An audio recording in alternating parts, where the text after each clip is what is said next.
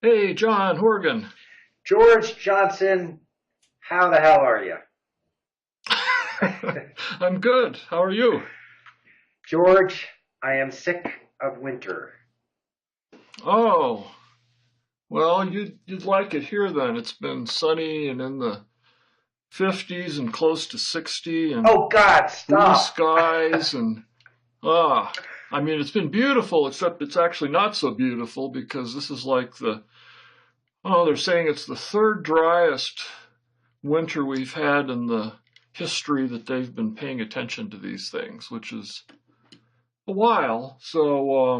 Yeah, I mean, the drought is just horrible. I've had to, normally this time of year we'd be getting some snow in the mountains and down here, and a good proportion, about 40% of our drinking water comes from mountain runoff. So when we have a bad snowpack, that's not good news.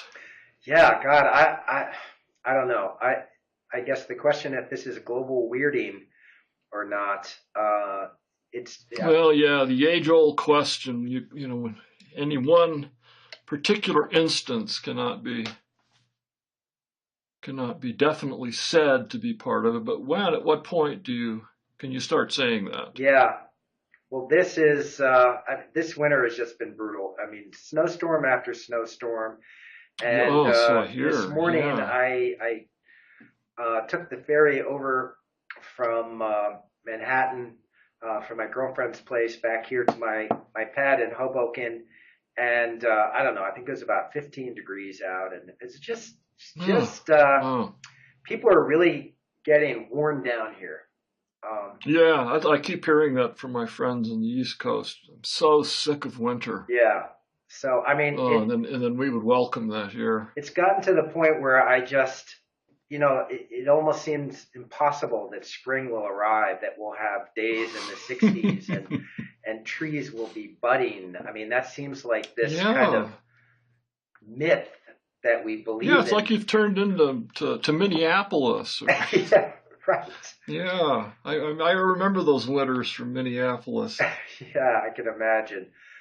Yeah, spring would come, sometime in May, which meant that you could see the ground, and then Yeah, normally at this point in the year, I'm still exulting in winter because I'm playing lots of pond hockey, but I since oh I right. moved down here to Hoboken, I've only managed to play in two games so far because Yeah, I was wondering if you were keeping that up because your hockey playing partners were all up in Garrison, right? yeah, and I mean I can play and I've done it a couple of times, but it's an hour and a half drive one way, and Not worth it. so it's pretty rough. Yeah, but Yeah. anyway, so George, you have another column in the New York Times, and I thought, Yes, the second. yeah, I thought we should talk about that because Oh, sure. you're addressing some really profound issues once again. Ah. Was that your charter? Was it your mission when they signed you up to be a columnist to address? I guess I mean, would it Oh, be fair to call them meta issues in science? meta issues. Well, no, actually, I've been a little concerned about that because basically my portfolio is just to write a column about something interesting each month about science. So Hmm. very very broad portfolio. And then in coming up with a name, I threw around all kinds of possibilities, and then the one that stuck was raw data. Hmm. And since the first two columns have kind of been about raw data, very literally, the first one about John Ioannidis' research on scientific reproducibility in the large number of experiments that they've been unable to replicate, Hmm. particularly in the biological sciences. Um, and then the second one, the one that I most recently published, was about how they knew they had a Higgs boson among all the little squiggles on their diagrams from the accelerator experiments at the Large Hadron Collider. So some of the same overlapping issues come up, but it's not necessarily always going to be about that. So I'm the third one, which will be these are coming out the third week of each month. So the one from October is going to be very different, just so I don't get myself kind of boxed in. Well, I mean, you're addressing issues that I've wrestled with myself. So Yeah. I was stopped short by one of your sentences. Let's say, you say scientists are reaching higher and deeper into the tree of knowledge. But with finite arms in an infinite universe, are there limits, physical and mental, to how far they can go? So, well, yeah, a favorite theme of yours, and one we've been. God, it brings me back to what year was that in the 95, late George. 1990s, 95, and when you were in Santa Fe, and there was that workshop on limits of science at the Santa Fe Institute. Oh, then that's even earlier. I was thinking of when your book Fire in the Mind came out, and I wrote a review of it. Oh, I guess that came out after that. Yeah, and then we talked about it on NPR, and oh, that's right. We were on Ira Flato's show, and yeah. And I don't know. I mean, there were a lot of things we disagreed on profoundly, because I was really pushing the point that science would, continue to go forever, because there were always a chance of the big paradigm being overthrown, and that there would be these anomalies that would have to be explained. And you were, making the argument that you made in The End of Science, that the really big paradigms like the Big Bang and the modern Darwinian synthesis were, so solid that it was hard to imagine that they would be overthrown. Yeah, is it fair to say that you think you give imagination a bigger role than I do? I mean, I know that science requires imagination. It's to a profound degree an imaginative enterprise, but it is constrained in these really specific ways. I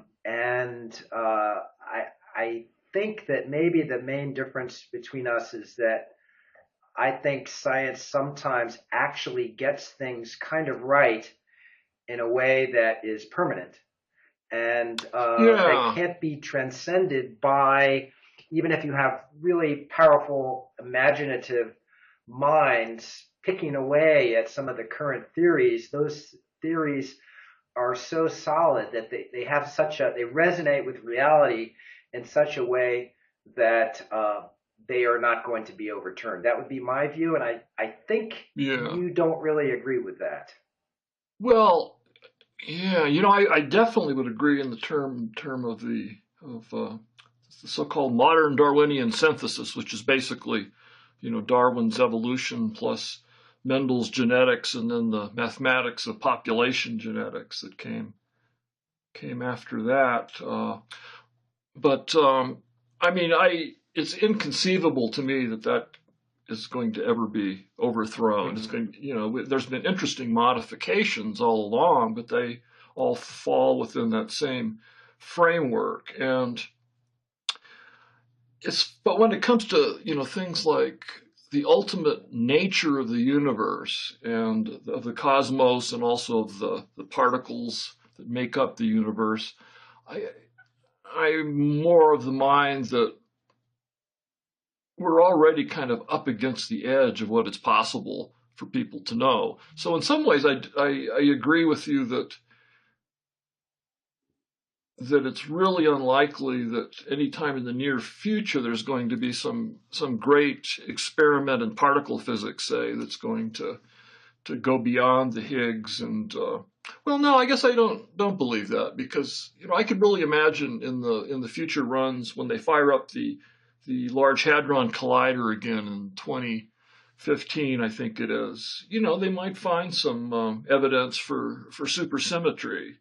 That would be nice. God knows they need it. They need something big. Oh, yeah. Although what would be great is if... And that would be huge. I mean, that would be that potentially would be a paradigm changing thing that would, if not overthrow the standard model and reassemble it in a new way, it would at least be a huge addition that had to be incorporated. I mean, maybe it would just be a sign that they, still needed to continue, and it might be another century or so before we have the model. But so I guess there's kind of, I'm kind of pulled back and forth between one, feeling like it's amazing, that our human brains that evolved on the earth, I said this so many times, for the, primary reason of, to eat and not be eaten, Right. that we would be able to extrapolate and come up with theories of the cosmos. I mean, to me, that's just absolutely remarkable.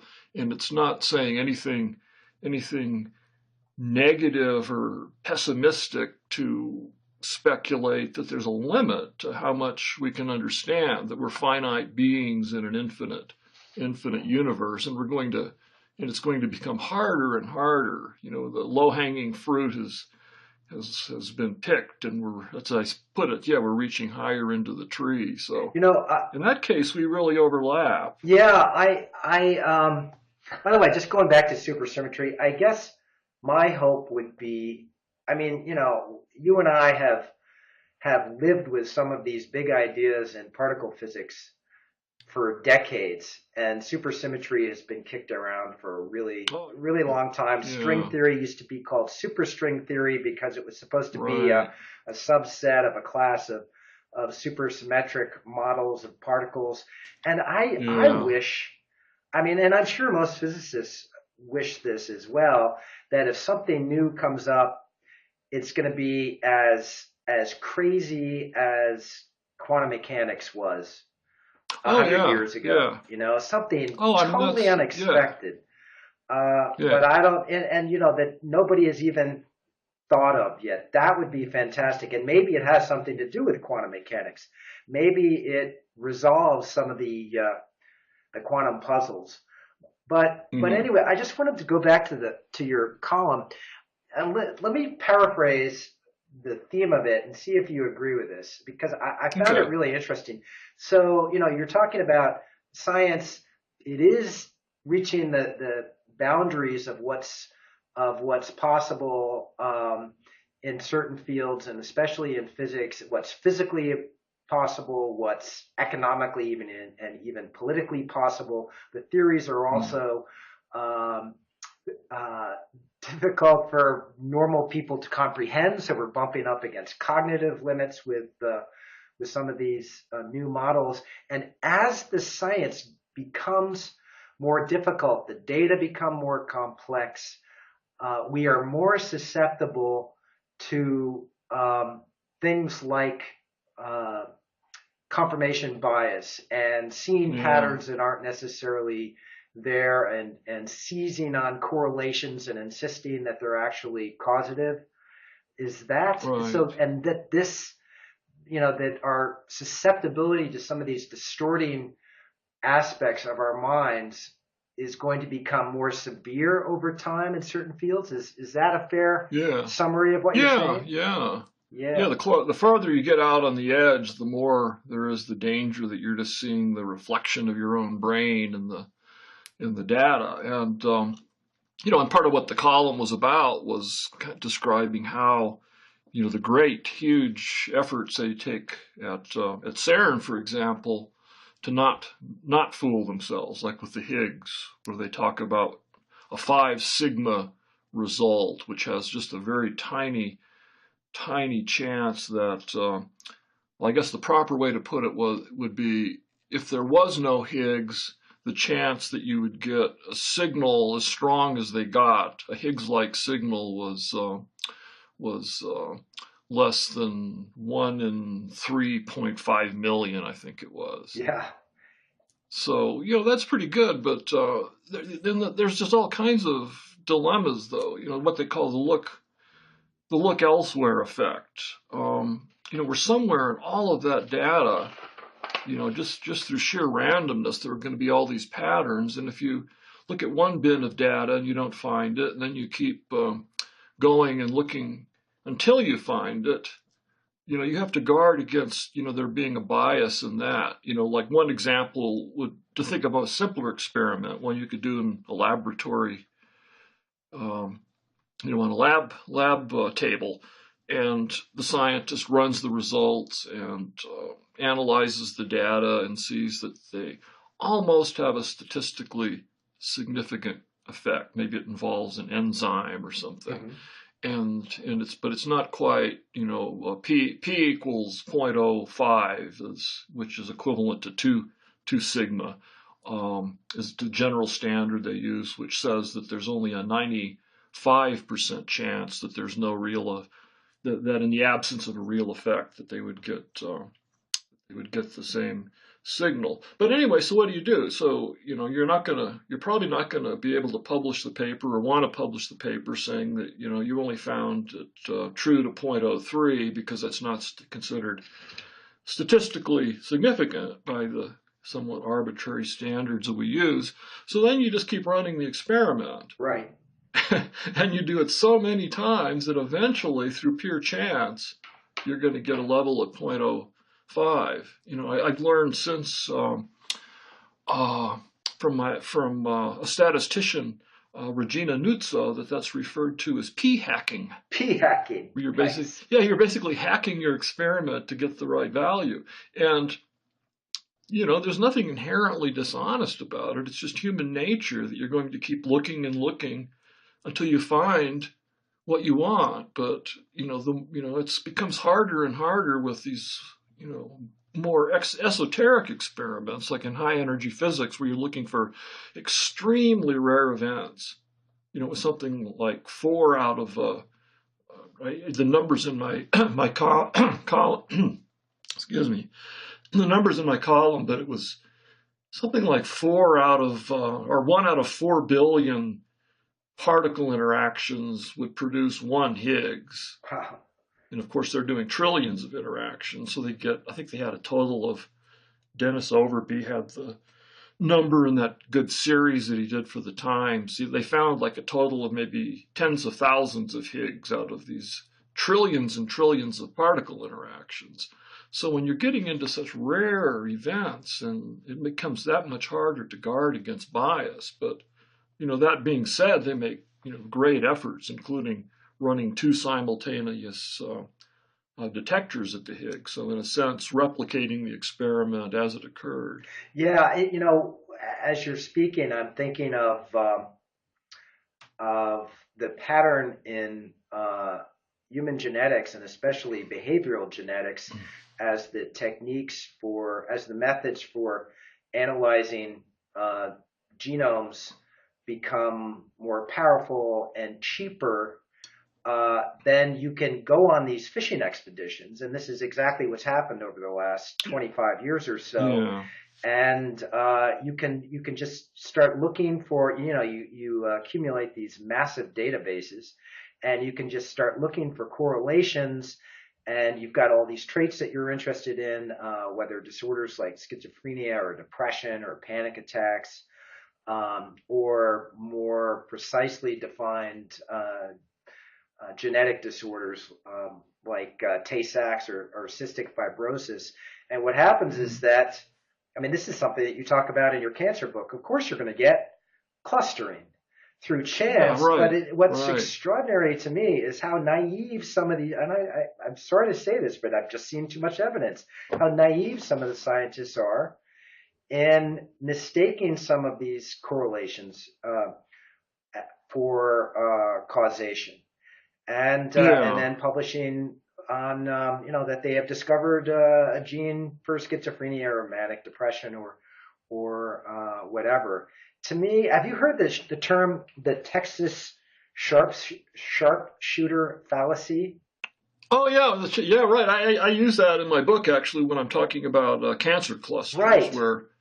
Yeah. So explain what that is, because that's of course what we're talking about as well, right? Well, yeah, an example would be a cancer cluster, like where a community, like people start to notice that, say a lot of, it's often kids. They notice that a lot of the children seem to have leukemia, and maybe a nurse at the local hospital says, "Oh, there just seems to be so many children coming in that we're diagnosing with leukemia," and then there's that, there's that old chemical plant on the river, and maybe there's a connection, and so the dilemma becomes, first, do you really have an elevated number? If you take the number of people in this region and you see what the normal occurrences of this kind of leukemia, sadly, there's a normal occurrence that, really can't be explained. And if the number's not any higher than that, then, you don't have a cluster. But then suppose you say, well, maybe we're just casting the net, a little too wide or not wide enough. So you could focus down, you could find, well, here's where the streets where we found most of, these kids, and then you draw a circle around there, and then you show that you do indeed have a statistical elevation. But does that mean that you're zeroing in on some source in the water, or does it mean that you're just kind of picking and choosing your data? So, or you might sweep outward and say, well, there doesn't seem to be a correlation here, but maybe if we considered the entire county or then the entire state, and so the analogy, which was come up by an epidemiologist named Seymour Grufferman, and the Texas sharpshooter analogy was that you blast the side of a barn with a shotgun, and then you kind of go in and you find where most of your holes are clustered closer together, and you draw a circle around it and claim you've got the bullseye. Right. Yeah. That just explains so much of what's going on in science. And it occurs to me that the flip side is that if you know what you're looking for, you're missing things that might be extremely important. You're not only seeing things that aren't there, but you might be missing significant phenomena. So I think we have talked before about the gorilla illusion. This was this famous video that I first saw in the late 1990s. Christoph Koch showed it to me. He, I was interviewing him at Caltech, and he said, "John, I just got to show you something." So he turns on this video and says it's a test of perception, and he just tells me to watch it. And the point is to count how many times the basketball changes hands between a group of 5 or 6 guys. And I love to think that I'm a good test taker, so I was really eager to nail the test. And I'm staring, and I watch these guys passing the basketball around, and then the video ends, and I tell Christoph, 17. They've passed it 17 times, and he looks at me and goes, "Yeah, that's good, John. But did you see the gorilla?" Yes. And I said, "What are you talking about?" Then he just played the video for me again. And then, of course, I saw a man in a gorilla suit stroll, and not sort of race through the group, but stroll very calmly into the middle of the group, stand for a second with his hands on his hips, and then continue walking out of the frame. Right. And it's just a remarkable, I just... You can't believe that you missed it. Yes. Yeah. I really wouldn't have believed it if you had told me about it in advance, that I could be that blind. But it's telling us something that's really remarkable and disturbing about how we filter data and literally are blind to things that we are not looking for or paying attention to. Yeah. So I remember seeing that same video at a meeting of the Society for Consciousness Research, I think was the name, on the Las Vegas Strip. They held the meeting, which I had a lot of fun with in an article. But they did that same test, and I remember, I was sitting in the audience, and they were doing this, room, full of hundreds of people, which consisted mostly of cognitive scientists and philosophers, and of course many people had seen the test before, the gorilla movie, and some hadn't. And, I was sitting there, just watching it, counting the same as you, how many times they passed the basketball. And then while I was doing this, I kept hearing people starting to laugh around me. And I thought, what are they laughing at? Right. I don't get it. And then of course they show it again, and you realize that, you just feel like, you're really, the doors of your perception are quite narrow. Yeah, I think that's I think that is one of the advantages of. I mean, in a way, it's sort of the main benefit, at least in my experience, of psychedelic drugs, is that they do kind of. How do you like that segue? They do kind of tear the scales from your eyes, so that you just start seeing things, paying attention to things in a way that you don't normally. Now, the problem is that, of course, you can see things that aren't there. You get lots of false positives, that's for sure, false negatives, and like, although like you see gorillas when there aren't gorillas. That's exactly it. And one big gorilla, you see the gorilla and you assume that it's God or the devil or something like that. Yeah. But so you're watching the basketball test, and then they're passing it back and forth, and you're going, wait, a big gorilla just came in and interrupted the whole game. And then the test taker is looking at you and going, what? But, rather than giving scientists hallucinogens when they do experiments to open the doors of their perceptions, like Aldous Huxley wrote about,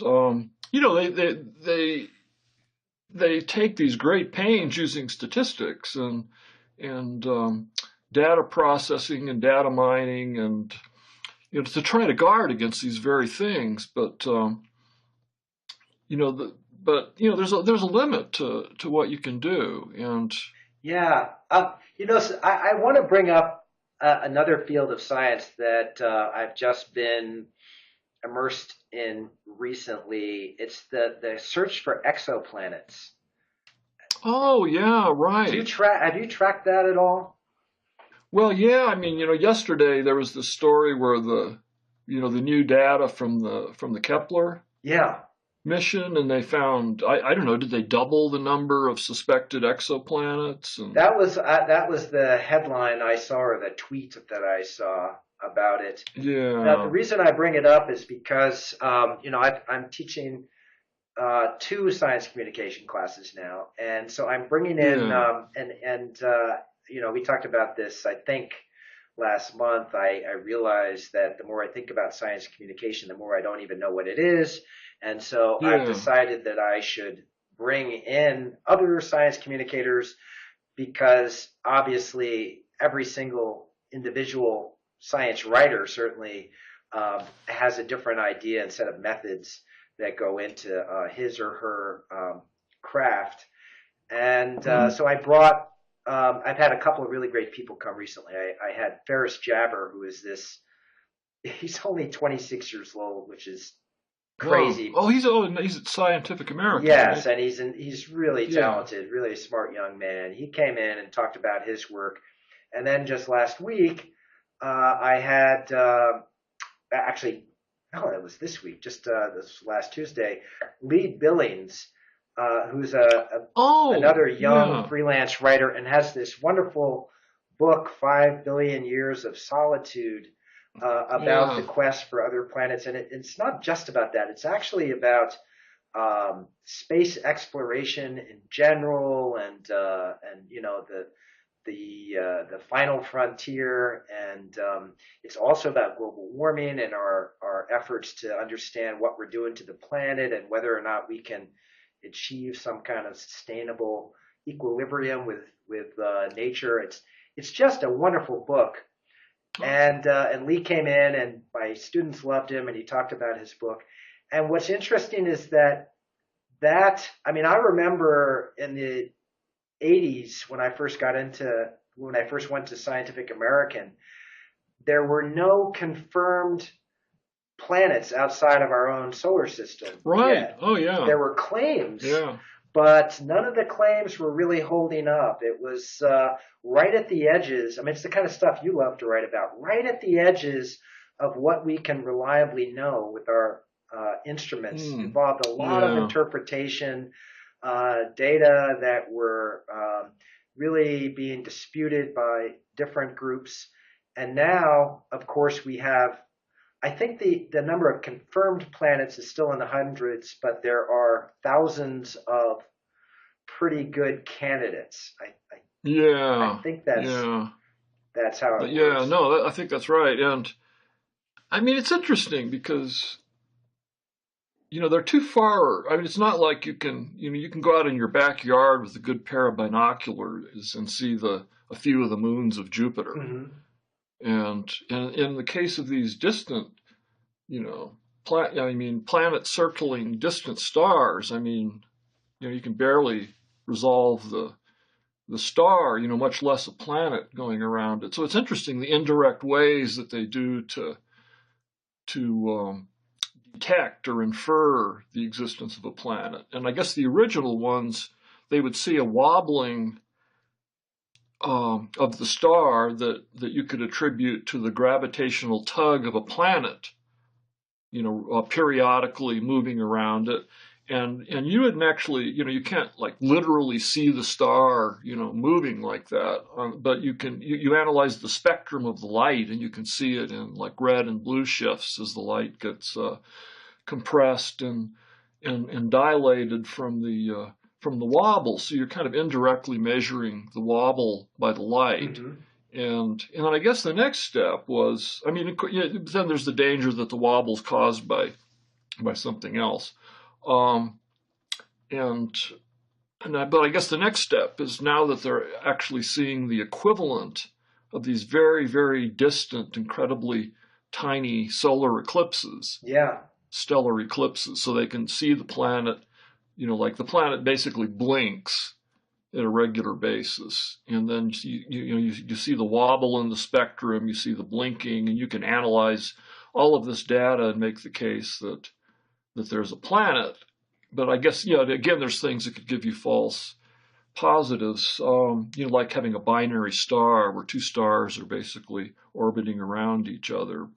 Yeah. But I mean, yeah, just the technical issues are mm, really interesting, and some of the innovation in these methods for detecting these things is really impressive. And there's a lot of mm, competition between different groups because this is a very sexy area of science now, and space science in general is has fallen on hard times, and there's a lot of public yeah, appreciation of the quest to find these other planets out there. And of course, the big question is whether any of them might support life like ours. And what I loved about Lee's book is that in some ways, it's just a pure kind of celebratory, triumphal account of this research and how it's just really taken off over the last couple of decades, especially the last 10 years.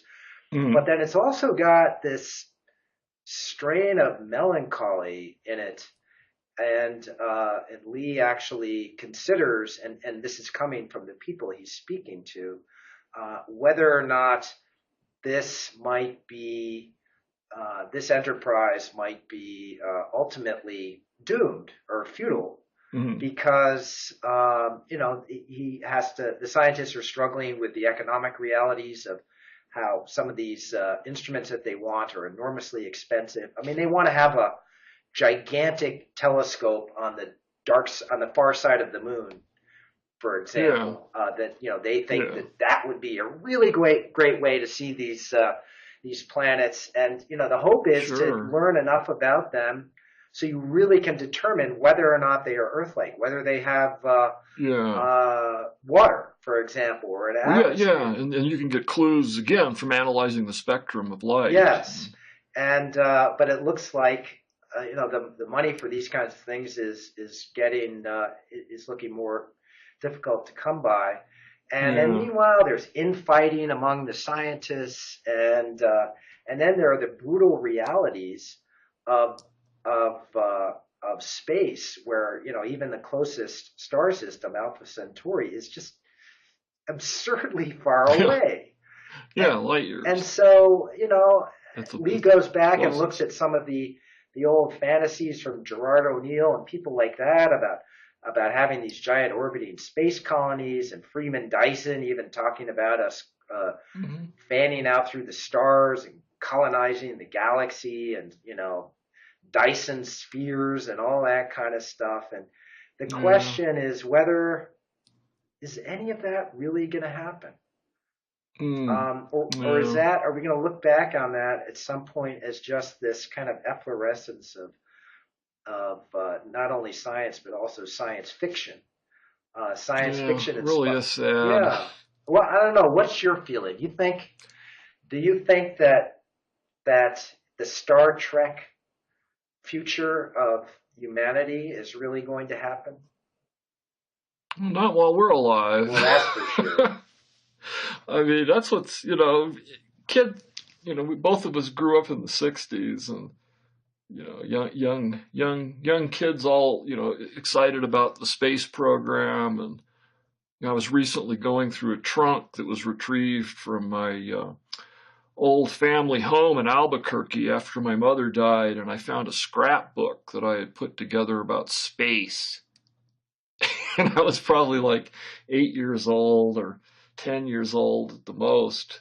And I'd cut out all these pictures from Life magazine, including these artist conceptions of the lunar space colony, and Right. the base used to get to Mars. And it just really seemed like all of this stuff was, it was just happening one after another. First the Russians send the dog around in the satellite, and then we send up a man out of the atmosphere, and then put people on the moon, and then you're going and going, and then suddenly it just kind of turns into this boring space shuttle thing. Yeah.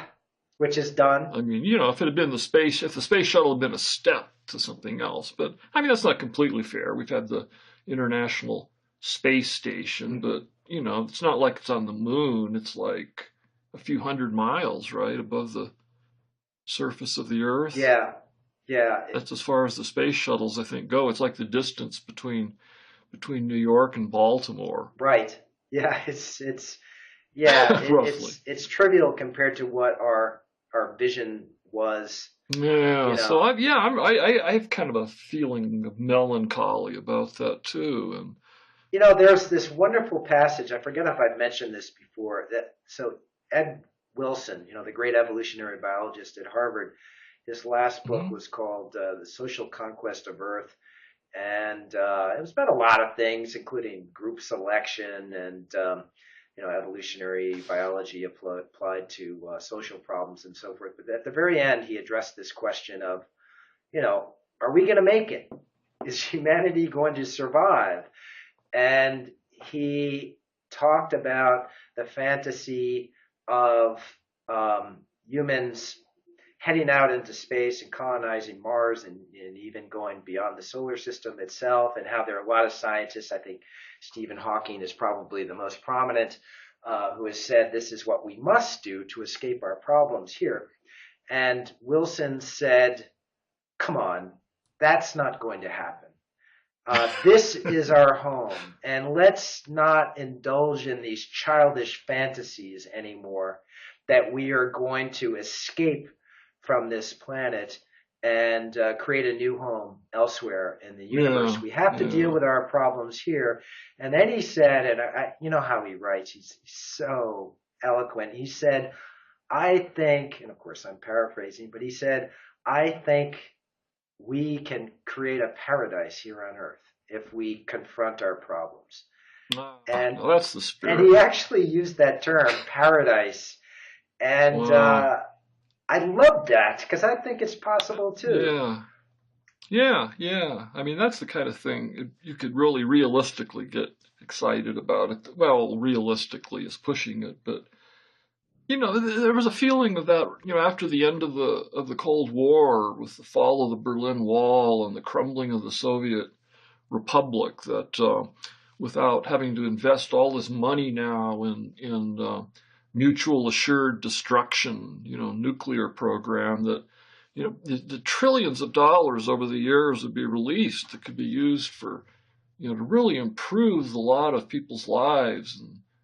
And of course, that's not what happened. The deficit quickly. I'm with you, brother. Yeah, I mean that to me is one of the huge disappointments so far in my lifetime. Well, listen, that's a great segue to something I wanted to talk about. As I'm sure you know, Fox is about to launch a new version of the great science series Cosmos. Right. Which was originally broadcast in, I guess it was the 1980s by Carl Sagan, or maybe it was even earlier than that. I gotta look that up. Yeah, I actually I should know that. I mean, I never saw the original. No, I know it was. Well, if it was in the 80s, it was very early 80s or late 70s, and Carl Sagan was the host. And in the new version, the host is the wonderful astronomer Neil deGrasse Tyson, who's housed over at the American Museum of Natural History right across the river from me. And the issue I wanted to bring up was raised for me by a blog post by an historian of science named Patrick McRae. This was just a few weeks ago. Oh, yeah. So he wrote... You sent that to me. Yeah, right. Yeah, I'll just basically paraphrase it. This is an open letter to Neil deGrasse Tyson from this guy, Patrick McRae. And he is, he's responding to something that Tyson recently said in an interview to the effect that, here's an actual quote. And he's talking about how wonderful science is, and it's this very progressive force and so forth. And he says, "You will never find scientists leading armies into battle. You just won't, especially not astrophysicists." So that's a direct quote from Neil deGrasse Tyson. And then Patrick McRae goes on to say, basically, "Are you kidding?" And that would be my reaction. It's actually a sort of bizarrely naive, not naive. I don't know. It's more as though because Tyson would certainly be aware of the involvement of physicists in militarism. I'm not sure.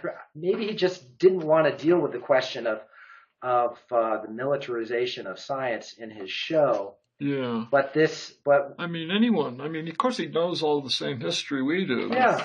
The Manhattan Project and the Cold War, and right. Dan Kebbles, the historian of science, wrote this important book, The Physicists, and about the role of physicists in public policy, which mostly had to do with war, or the Jasons, the group of physicists that advised the government on defense issues. That Ann Finkbeiner wrote a book about that. So right. I didn't see this interview with Tyson, so I don't know what the context was. I think Tyson said that. I think he has just made a conscious decision to avoid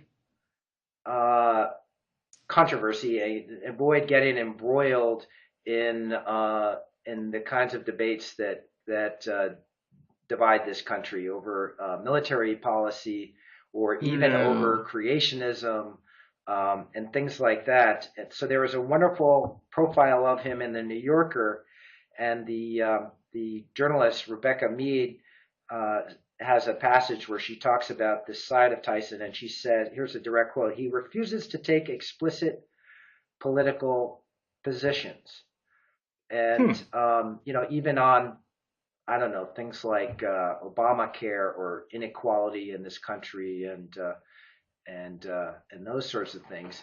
And this hit a nerve with me because, as you know, I'm so worried about the militarization of science today. I don't think it's ever been worse, even during the Cold War. And, so a lot of this is the result of 9/11 and the shift in federal budget priorities that's Mm. taken place since then, the enormous growth of the defense budget and a flattening out or a reduction of certain science budgets.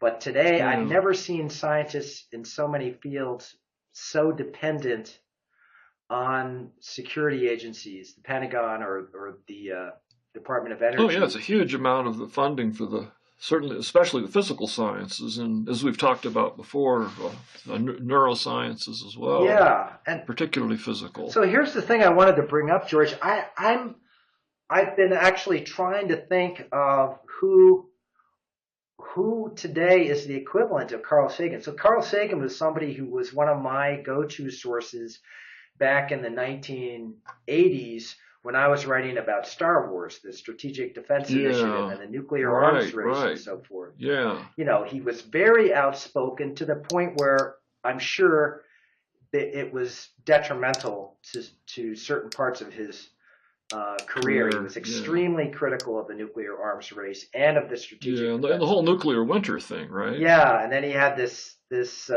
theory that even a limited nuclear exchange might throw up so much debris into the atmosphere that it could cause devastating shifts in climate and weather around the Yeah, world and cause famines and flooding and so forth. yeah. And Which that apparently became fairly controversial whether that would happen, but it's not like anyone was saying, well, we can go ahead and have a thermonuclear war because at least that one bad thing yeah, won't occur. I don't know what the status is now, but yeah. So who's doing that now? right. So another person that I really admired, an even greater stature than Carl Sagan, is Linus Pauling, who Hmm. had Yeah. a direct impact. I mean, his efforts really helped lead to the ban on atmospheric nuclear testing in the early 1960s, and Yeah. that Yeah. definitely hurt his career. He was actually prohibited from leaving the United States for a while. He was Right. seen Right. as Well, yeah. There was that whole issue about whether if he had he was prohibited from visiting England and meeting with Watson and Crick and Rosalind Franklin and her lab, and there's this question of, oh, what if what if he had been able to see all this data? Would he have gotten the double helix before Watson and Crick? Because he was at the time was diverted onto thinking about triple helices right. and but he was kind of the helix guy since he discovered the protein alpha helix. And but yeah, that's a little side Yeah, Watson. side loop there on the argument. But yeah, people like that. I mean, he was a very very outspoken anti-war person. Yeah. So who is? I mean, and of course Einstein you Yeah, know, Einstein. Yeah, spoke out very strongly against the nuclear arms race yeah. and militarism. And I just don't see really prominent scientists, not just physicists, who might be more directly involved in the history of nuclear weapons, but even people in these other fields in neuroscience and psychology, the Hmm. social sciences, which have also Yeah. been consulting with the military in various areas. Where are people who are standing up at the risk of hurting their own careers and saying that this is wrong? To Yeah, me, I mean, you do. I mean, you frequently see petitions signed by like all the Nobel laureates that they can round up on issues like this and on war defense related issues. I can't think of a recent example, but I know I just saw one. And and then there was this column by Nicholas Kristof in the Times a week or so ago, and he oh, was like the I calling on academics to be more politically active and saying they weren't being outspoken enough, and it got this huge back blow on. I mostly noticed it on Twitter of all these scientists coming forth and giving example after example of their activism and right. outspokenness. And so I don't know, but even with that, you're talking about like someone of the stature of a Sagan Yeah, or a Tyson. right. I mean, Tyson though has spoken out very, very strongly against creationism. Oh, really? Because in this New Yorker article, the suggestion is that he feels that it's not worth his time to get too involved in that. To do, for Oh example, no, I covered a conference in La Jolla a few years ago. It was a God and Science uh-huh. conference, and Dawkins was there, and just kind of the and a lot of scientists, Carolyn Porco and Tyson was there. It was the first time I'd ever really heard him speak, and he gave this really rousing talk about just condemning the interference of religion and science. And his main example that he came up with was the dark ages that occurred after the scientific renaissance in the Arabic world, after an early version of Muslim fundamentalism. And Oh, that's so we interesting. had, yeah, I'll find. I'm forgetting the details, so I'll find a link to that article, Hmm. and they can put it on the website here. Yeah, So it's so he has spoken out in that regard very forcefully. So yeah. Well, listen, it makes me wonder if he draws a line between that and defense issues. well, these are tough times for um, scientists, and they're so desperate for funding. So I've talked to a lot of people, especially in neuroscience, about Mm. taking money from the military, and they just they convince themselves that it's all right, and I understand that Yeah, and because it's often they see it as a matter of survival. But yeah, I can tell just talking to them that it makes them uneasy. They'd certainly rather take the money from the National Science Foundation yeah, than right. from But there's DARPA. not nearly as enough. There's not enough. And Yeah. well, yeah, and then with things like DARPA, the Defense Advanced Research Projects Agency, which funds a huge amount of scientific funding, and all different fields in the Office of Naval Research. And Hmm. these had a reputation for many, many years of having a very hands-off approach. I remember one physicist saying that basically their idea of defense was to have a country with the strongest science, basic science in the world, very basic research in physics. And if this was their idea of increasing our defense, that they were all for that. And there was very little in the way of expecting practical applications to emerge anytime soon from the money. But I've heard some people say that this is not so true now, but I don't know that. Yeah. As you spoke, I was just looking up this other agency that I've only learned about recently. That seems to me, I mean, given my suspicious nature, I wonder whether this was explicitly created to bring social scientists over to the dark side. It's called the Intelligence. It's it's IARPA, the Intelligence Advanced Research Projects Agency. Oh, I hadn't heard of that one. Yeah, it is. All right, so I'll just tell you um, some of its some of its what of the things that it does. The Intelligence Advanced Research Projects Agency invests in high risk, high payoff research programs that have the potential to provide our nation with an overwhelming intelligence advantage over future adversaries. And Hmm. so I remember some of it is really wacky. For example, they have, I think, a program. They're really into artificial intelligence, and very broadly speaking, they're looking for ways to at least partially automate intelligence gathering and analysis. And Yeah. so, Well, does this fit into the intelligent battlefield stuff that we've?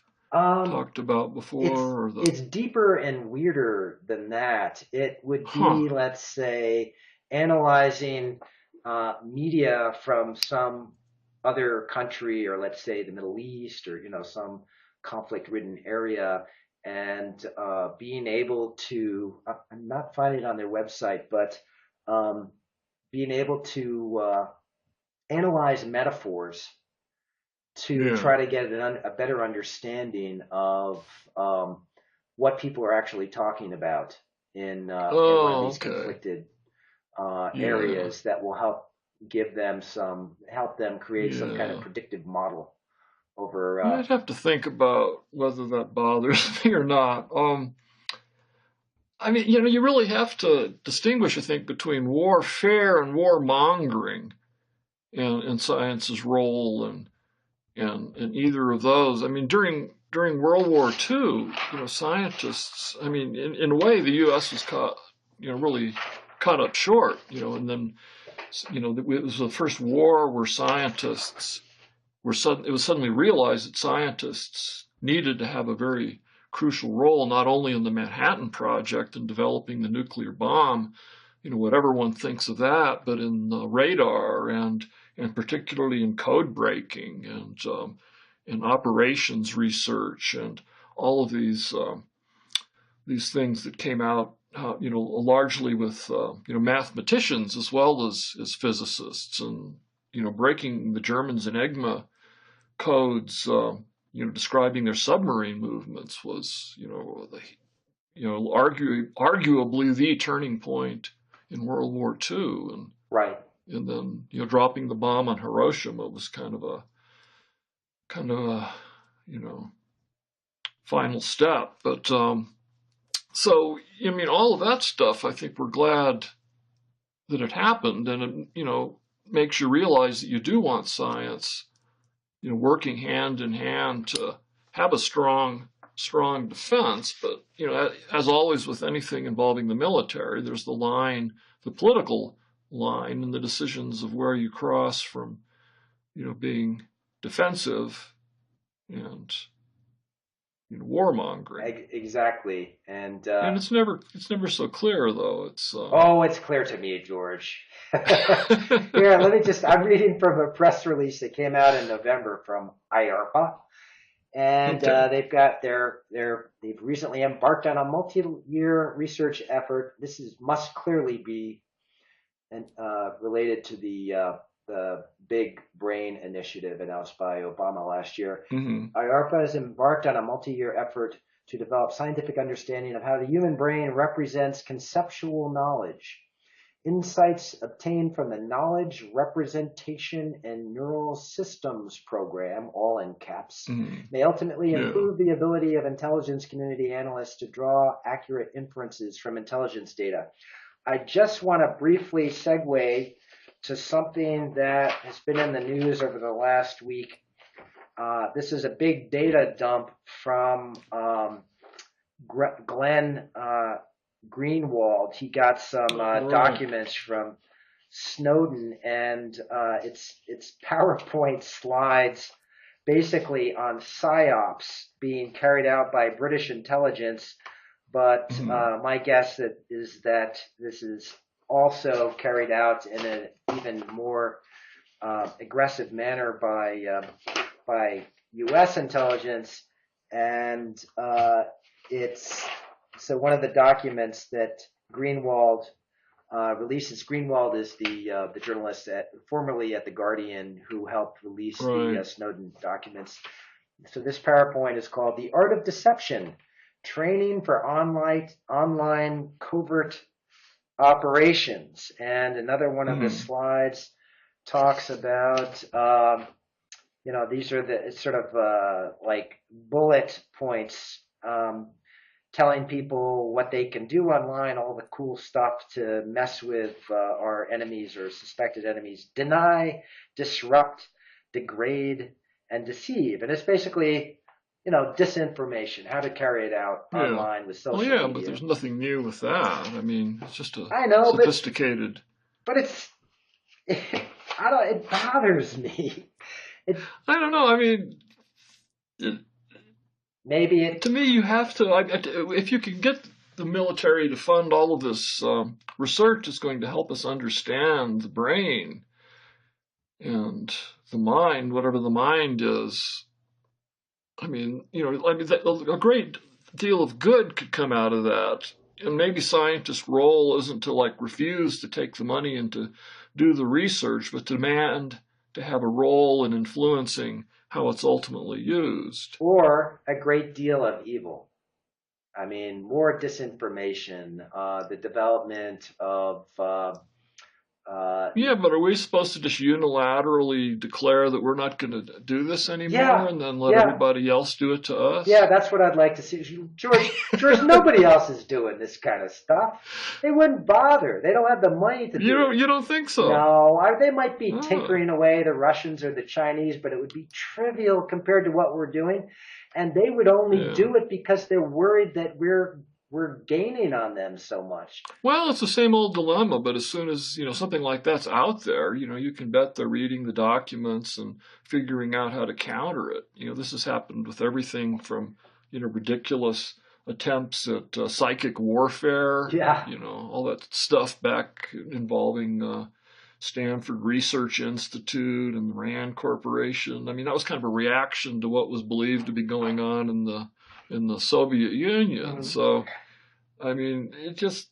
Yeah, so then the question is how we break... Just locked into this. Yeah, how do you break out of that cycle? Right. Because, this tit for tat thing. And that's why I think we need people, I'm like far too lowly a figure to change anybody's minds about this.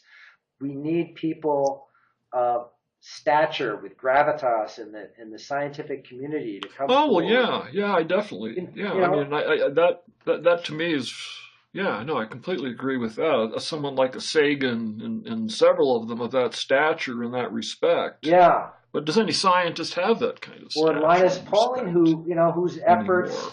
I mean, people kept telling him to shut up, and they were saying that he was a commie, but then, JFK credit him in part with having convinced them that a comprehensive test ban was the right thing to do. And JFK initially said, we're not going to test anymore as long as the Russians don't.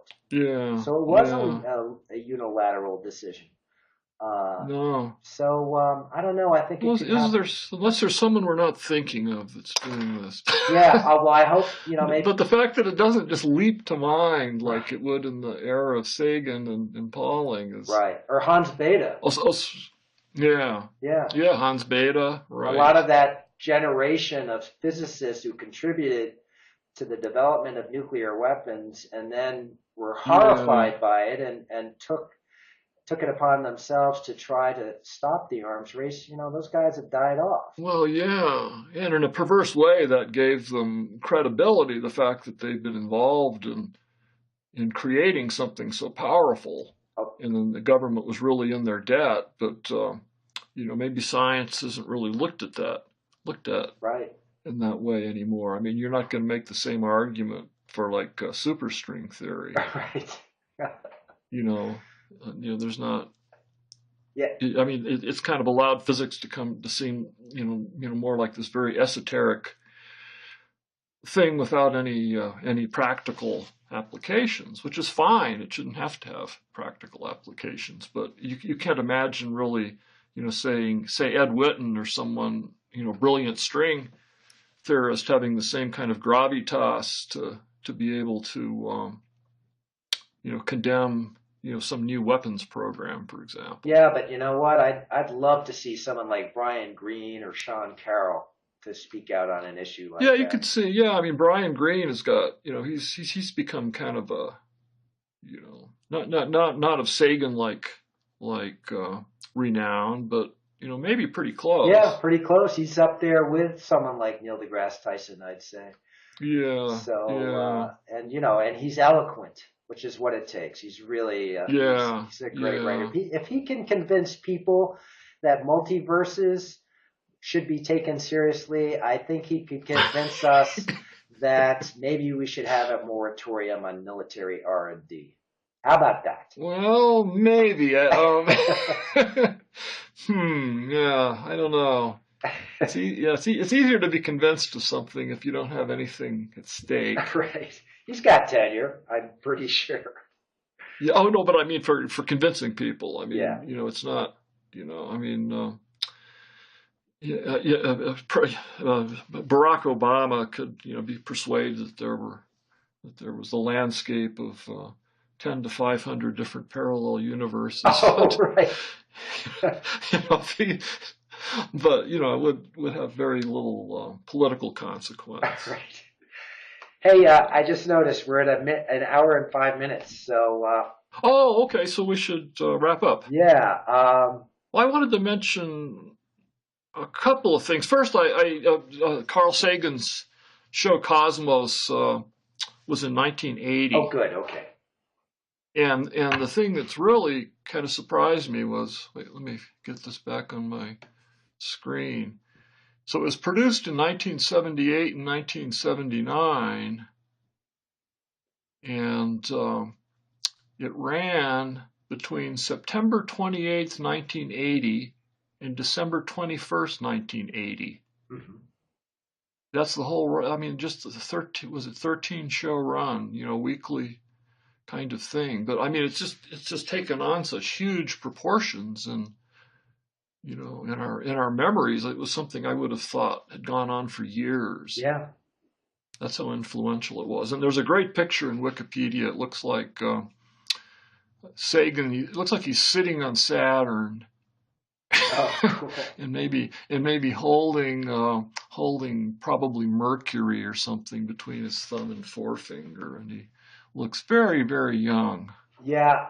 Well, I've seen some of the trailers for the new show, and the special effects look stunning. They're really gonna soup it up in that regard. Yeah, it'd be fun to watch the old one again and see. I mean, this, they can't judge it by this one picture, but it sort of looks like cardboard cutouts. Well, the old one did very explicitly talk about nuclear weapons and the threat of nuclear annihilation.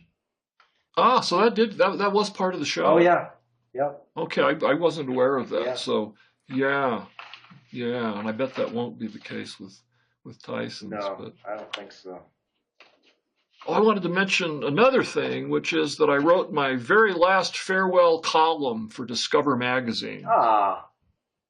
So, I've been doing it for exactly a year, and I decided it was a good time, good time to wrap it up, because I can't do that and do the column for the Times, so I'm saving my ideas for the Times. And so my blog, Fire in the Mind at Discover, it'll stay there as far as I know for a while, and then eventually I'll probably move it to my own website, and in some form or another I may continue it, but it just depends on how much work it turns out, doing this monthly column and some other things. Mm-hmm. And so I'll put a link to that. I also, in my last post, toward the end, I have a short part where I kind of indulged in some memories of the good old days of the internet before it kind of, became meta television, and before the days of things like search engine optimization and all this